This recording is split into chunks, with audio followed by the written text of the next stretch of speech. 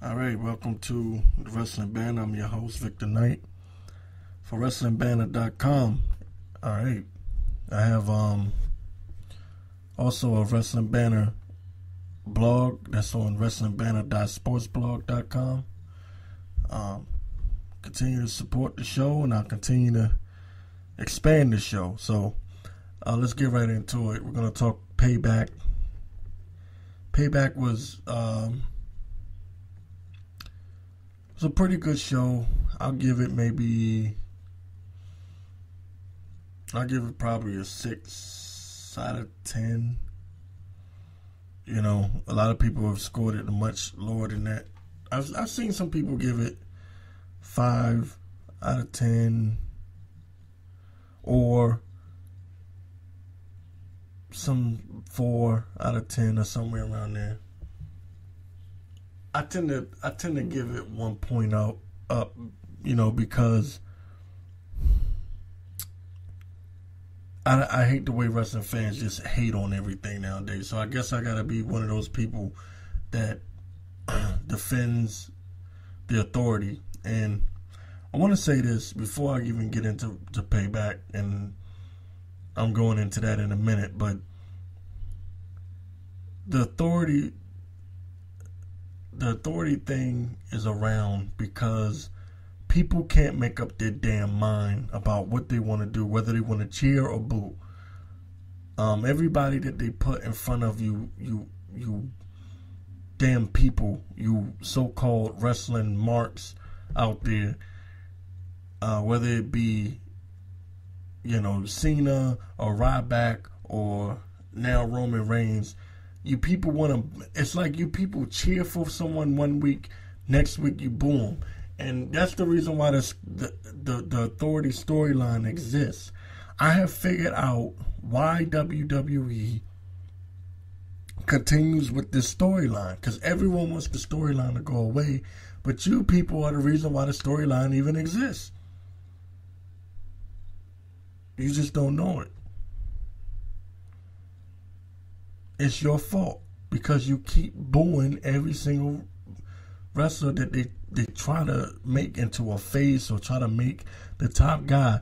You guys have done it going all the way back to Cena, Ryback, because we all know about Cena, but then there was Ryback, right? There was a period of time when they were trying to push Ryback, and even Cena was trying to push Ryback, and they was doing the whole feed me more, and that was back when CM Punk was around. And you people just booed Ryback the moment you felt like WWE was trying to make him the guy. Now, as long as he was just some mid-carder, you guys were behind him. You were cheering him. You were feed me more, feed me more. The moment they start putting him in main events, it's like you guys start booing him, or, you know, not cheering for him, which is equivalent to booing. So when Roman Reigns came, the authorities said, you know what, the hell with you. You rejected Cena, you rejected Ryback, you reject anybody that we try to give to you. You only want to cheer for people that we don't give to you. So they said, the hell with you. This time we're going to take Roman Reigns and we're just going to run with it. And we don't care what you say. And that's what you're seeing right now. They don't care. You people boo Roman Reigns out of the building, and they still keep Roman Reigns. They don't give a damn about how you feel anymore. So I feel like the wrestling marks have just as much to do with this authority storyline as anything. You're the main culprits. You're the main reason why this even exists. Now, moving on to Payback. I'm only going to mention a few matches. I want to start off by saying this. The women's division is so much, I shouldn't say so much better, but it feels more authentic in the women's division than it does in the men's division. And I don't know why. I don't know if the men are just not giving it their all. They are. I know that they're giving it their all, but it's just, I don't know, for some reason it just feels like the women are like really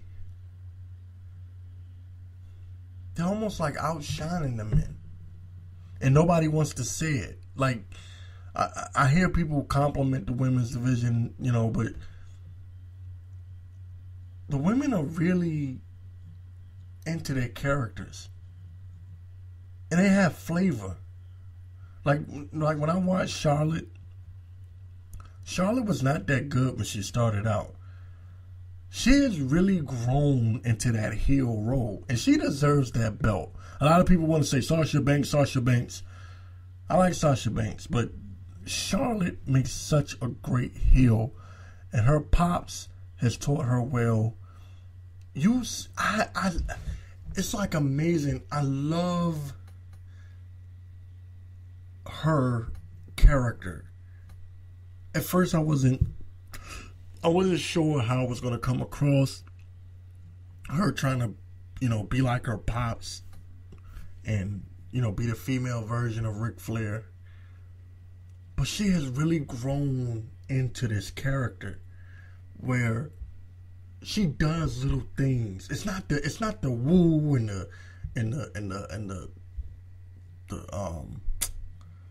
the gown.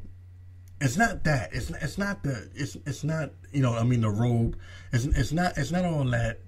It's the little things, like when she suplexed Natalya at Payback into the ropes, and she made sure she suplexed her right on her leg, her sore leg. It's the little stuff like that it's so Ric Flair like, you know, and it's just so throwback. And the women's division almost feels throwback, and the men's division got this. It's almost like a feeling like you don't even know where they stand. You don't even know. And part of that's because of the crowd. The crowd won't pick a hero and pick a villain. So, like I said, as you guys are just as guilty as anybody. But I gave the Natalya. I give the Natalya versus Charlotte match and I'll give it an 8.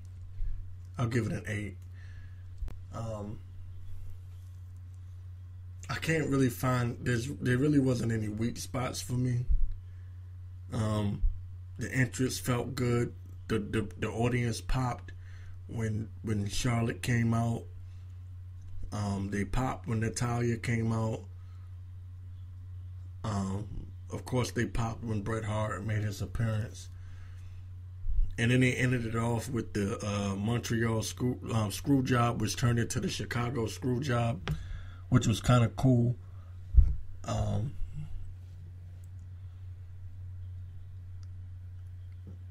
There wasn't really too much to complain about.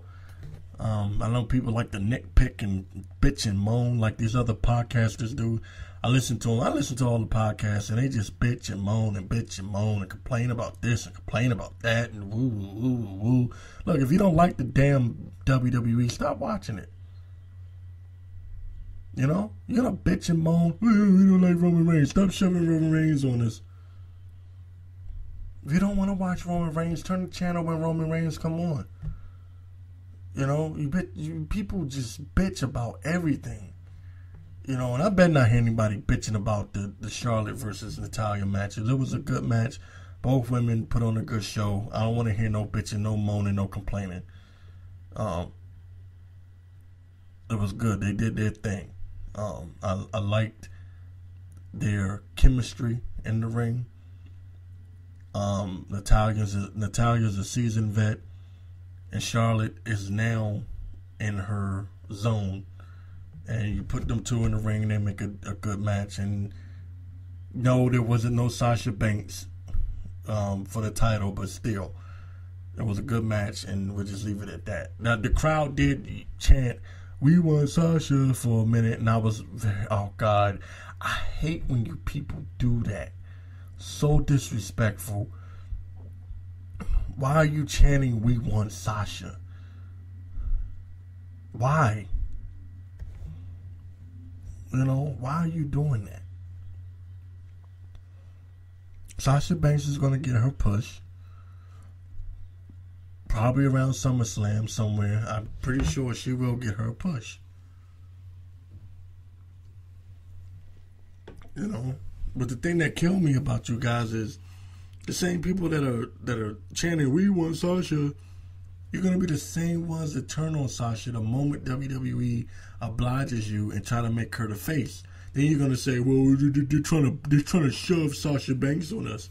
It's like what you guys do with everybody. It's like you guys want someone that the WWE isn't pushing. You know, you guys are so silly.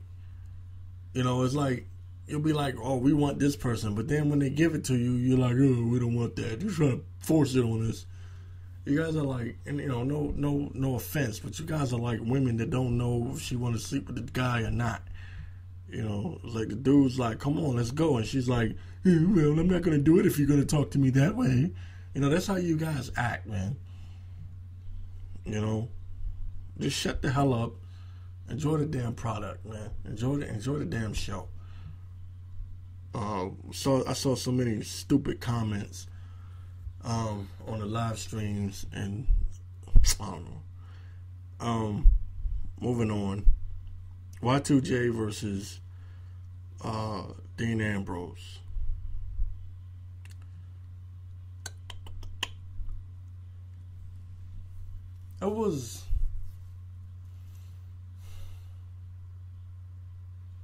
There wasn't anything wrong with the match. It's kind of,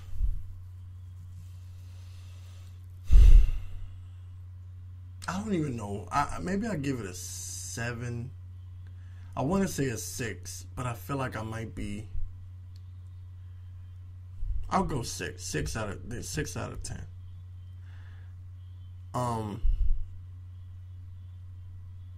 It was a good match.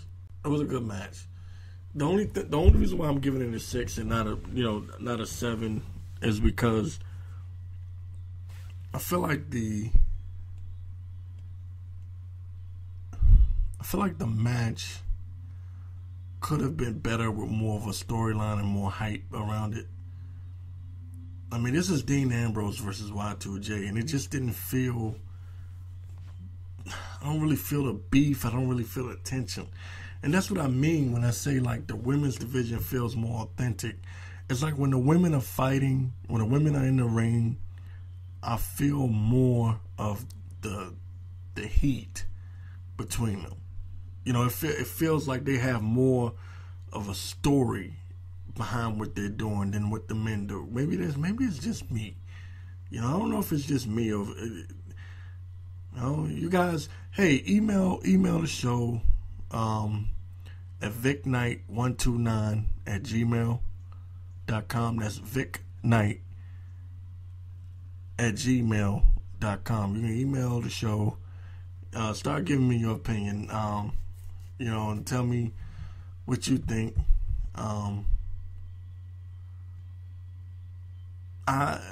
I just felt like the match was good. I felt like they did their thing. They hung in there. They weren't boring at all. They hit their spots. They were, you know, it was a good match. But I just didn't I feel like sometimes WWE just doesn't. They don't hype matches like they should sometimes. Like, if there's one criticism that I have to give WWE, is that they don't hype the matches. You don't feel the heat anymore like you used to. Like, you used to feel it. When Stone Cold would come out, you would feel it, man. And now it just seems like these guys are just, they're not coming to the ring and ready to go. I just feel like these guys are just casually walking to the ring, and it's just like, whatever. Like, I'm here to get a paycheck. And I liked it better during the Attitude Era when you know, when guys would storm to the ring to kick your ass. You know what I mean? And just don't get that feeling, that vibe from them anymore. It's if there's one criticism, it's just they need that heat. That heat isn't there no more. Like when I remember one time, I'll give you a story, right? It has nothing to do with Payback, but it has everything to do with the state of wrestling right now. This was back in the Attitude Era. Stone Cold and Triple H hadn't seen each other for years, and it had been quite some time. Because the storyline was Stone Cold got hit by a car, and there was this big mystery as to who hit him, and this, that, and the third. And well, anyway, when he came back, he was raising hell and he was beating everybody's ass, and something happened at this point. Triple H had become the man, and Triple H and Stone Cold weren't even beefing. They didn't really have a beef at that point. But I remember there was a brawl in the ring, and there was these other wrestlers, and they cleared the ring out, and all that was left was Stone Cold and Triple H. And they turned around and they looked at each other. And I know this stuff is scripted, but you could not look at them and tell that they didn't want to beat the living piss out of each other. When they turned around and looked at each other, there was so much heat and so much tension in the air. The crowd went absolutely ape shit. They went bananas because it was just like one of them things. Like they just turned around and they looked at each other, and it was on. They just looked at each other in the eyes, and it was on. And there was so much heat, you could feel it. Like and then when they were punching each other, their punches looked real. Everything felt real. Everything felt authentic. And who knows? Triple H is such an asshole that Stone Cold might have really wanted to kick his ass for real. Maybe that's the reason why it felt so real. But I just remember that going, damn, when they turned around and they just looked at each other, they didn't give that, oh, I'm playing around. This is wrestling. Ha ha ha. We're just playing. We're pretend fighting. They turned around, they looked at each other, and god damn it, they went at it. And the crowd was like, oh shit. You know what I'm saying? Like they didn't even expect them two to bump into each other. They just happened to clear the ring out, and it was just them. And they just turned around, and it was like holy hell broke loose. What I'm saying is, I don't see that anymore. And a person like Dean Ambrose is cut off of that cloth of Roddy Piper, a little bit of Mick Foley, but he still has a little bit of that Stone Cold edge to him. And I just feel like he's not angry enough. There's not enough anger. Like everyone's just like kind of comfortable in their character. Like he's just comfortable being where he's at. I don't feel that, I'm going to come out there and kick your ass, when I watch it. It's too much comfort. And that's the only thing I would say it was lacking. Chris Jericho is Chris Jericho. Chris Jericho is always going to be a great wrestler. It's not really much to say about him. He's a good heel. The audience has been trying to get behind him for the past couple of weeks, and he rejects them, and I like that. I like the fact that they try to go Y2J, and he just completely rejects them and shuts them down and won't even let them cheer for him. And I think that's pretty cool. He's doing what a heel's supposed to do. And that of course he's well experienced, man. He's been around forever. What is he, like 45 years old or something like that? So he, this is nothing for him. This is nothing new. Like I said, it was a good match. They hit their spots. Everything was on point. for the most part, I felt like they kept the crowd into it. And Chicago's a pretty tough crowd. However, the one thing that was missing is I just didn't feel the heat. The talent is there, and that goes for a lot of these matches. The talent is there. It's just that the heat is not there. Like, even if there was one thing I had to criticize Triple H and Roman Reigns on during WrestleMania was, as much as they've been kicking each other's ass, I didn't really feel the heat. The talent is there. These guys know how to wrestle. They know how to throw down. They know how to sell. They know how to. Well, some people say Roman Reigns can't sell because he got hit with them chair. He got hit with the chair shots at what pay-per-view? What pay-per-view was that? Was that Fastlane when he got hit with all those chair shots and he still got up and speared? Was it Ambrose or Lesnar? I forget how he won the match, but anyway, moving forward. Reigns can't sell, they say. But what was missing is the heat. And once again, you have a main event. Let's go to Styles and Reigns, and it's the same story. You know, the heat is lacking. The heat is lacking. That's really all there is to be said by that. I knew Roman Reigns was going to retain the title. No surprises. That's why I'm not even making a big deal of even talking about the main event match, and I'm just pointing out some of the key things. Listen, the Bullet Club is going to end up fighting with the Shield before this is all over. When Seth Rollins come back, you can look for the Bullet Club and the Shield to go at it. And that's gonna be dope. I can't wait for that rivalry to pop off. It's gonna be interesting to see what side the wrestling marks choose, or the wrestling smarts. See which side you guys choose. Let's see if you still boo Roman Reigns when he's back with the Shield. That's gonna be really, really interesting.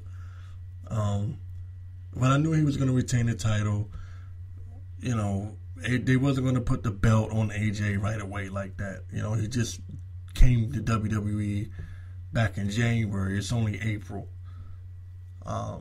So the main event was while it's two good workers, AJ Styles and Roman Reigns, and they did their thing.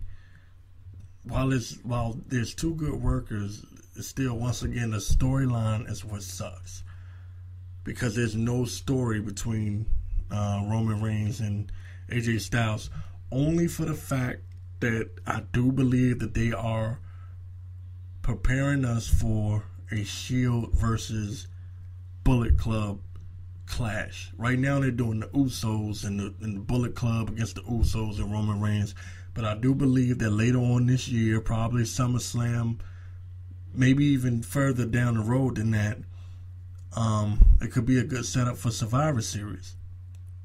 I think you're going to see, knock on wood, hopefully these wrestlers stay healthy. I think you're going to see Roman Reigns rejoin the Shield, and they're going to go against the Bullet Club, and that's going to be absolutely nuts. And I want to see you people hate on that. I know you'll find a way to do it, because that's what you're good for. That's what a lot of you dickheads are good for. You're good for hating. You know, just hating. I'm going to hate. You know, it's like, oh, they want to make this guy the face of the company? I'm going to hate that guy now. You know, that's all you dickheads ever do, man. You just hate on everything. But Payback as a whole, I'm gonna say this. Dude, what is going on with Ryback? Ryback is oh my god. He can't even make the opening show. They're taking a US championship and making it a belt that doesn't even make the main card. It's a pre-show. And he comes out with the pre-show stopper outfit on. And he's making fun of WWE, and I think he's on his way out, man. I think he's going to end up in New Japan or something like that. I think he's done. I think he's like Wade Barrett at this point. You know, he's tired. When you take a man like Ryback and you put him in a main spot like he was a few years ago, back when he was beefing with CM Punk in the storyline and in real life, and you take Ryback and you bump him down from main character or star role player and make him just some guy on the pre-show, and take the US championship and put it on Kalisto and don't even put it on the main card. He doesn't even get televised. You make it a dark match. Yeah, I'm pretty sure Ryback is ready to go, and I don't blame him. Go to New Japan. Hey, Ryback, go to New Japan. Do what Luke Gallows did. Go to New Japan. Do what AJ Styles did. Go to New Japan. Make you a whole buttload of money, and I'm pretty sure New Japan will make him into a star, and then WWE will do what they always do. They'll go to New Japan and pick you up. Because they got this obsession with picking up people from New Japan, while they won't build up their own characters right. And like I said, part of it's WWE's fault, and part of it's because of you people. You know, sometimes they do try to buy into what you people want, but you people can't make up your damn mind what you actually want. You're not getting CM Punk back. So all the idiots that want to CM Punk. CM Punk is gone. It's over. Finito. Finished. There's no CM Punk coming back to WWE. So, over yourself. Get over yourself. Get over it. Anyway, Payback was not really Payback. It was just a bunch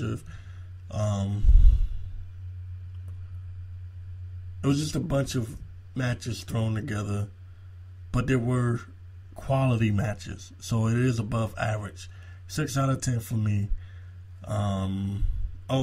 Right quick, yes, Vince McMahon and his decision with Stephanie and Shane. It's going to be really interesting to see how this thing goes down, because they're both, if I'm hearing this correctly, I guess they're both going to be in competition to run the show. I don't know what the hell is going on. I don't know if there's going to be a brand split. It doesn't sound like it. A lot of people are thinking it's going to happen. I don't know. Doesn't sound like it to me. It sounds like they're going to be in competition. I think what's going to end up happening is Stephanie's going to take a vacation, or Triple H is going to take a vacation, and then eventually Shane is going to end up going back to doing whatever it was he was doing. And that'll be that. So yeah, with that being said, that's Payback, and there wasn't really much of Payback because there was nobody getting Payback. If it was Payback, it should have been Triple H versus Roman Reigns. That would have actually have been Payback. This Payback was just, I don't know. If Natalya had to beat Charlotte, maybe that would be Payback. But instead they did the Montreal screw job / Chicago screw job, and I just, again, it could have been 8 out of 10, 9 out of 10, but there was no Payback, so therefore Payback was just another pay-per-view.